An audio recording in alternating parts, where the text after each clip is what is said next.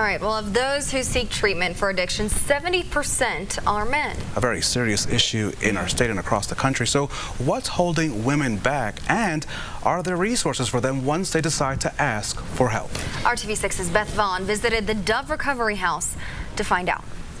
The front hallway is lined with before and after pictures. It's a point of pride for the women, but these are just snapshots, and the real story is how they get from before to after. Carla Otiato began drinking alcohol at the age of 12, 3 years after she was molested by her stepfather. You know, I just kept drinking because that's what made me feel better, was to drink. For decades, in the darkness. My rock bottom had a basement. Alcohol abuse led to hallucinations and 2 stays in a mental institution.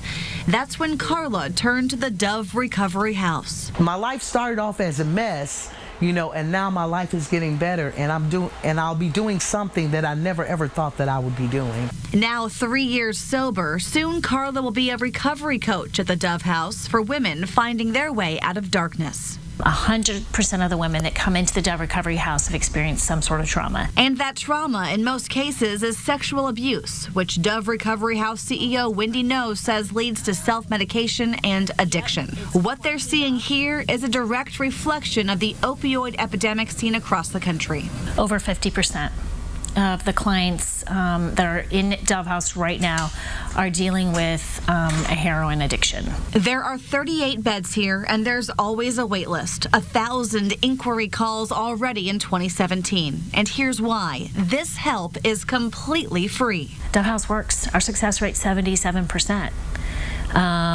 What we're doing here makes sense. This model is effective. You know, we tell people it's not an easy fix. We ask for 90-day commitment. The women can stay with us for 2 years, and we don't charge rent. We don't charge for food. We just ask them to use the tools that they're given. But many women never get to experience the before and after, simply because of the role they play in their families. Women, by nature, are caregivers, and we tend to take care of ourselves last. And that does not ring untrue for women with addiction. There's lots of programs for men, you know, but men are expected to immediately go out and get a job. And unfortunately to say, a lot of the men don't have childcare issues.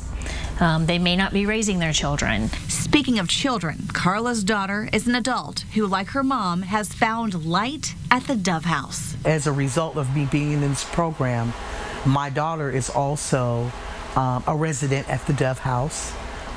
And she has 16 months clean. Everything the women use, eat, sleep in, or sleep on here at the Dove Recovery House is donated, and they need your help. To find out how you can chip in, head to theindychannel.com/hotbutton.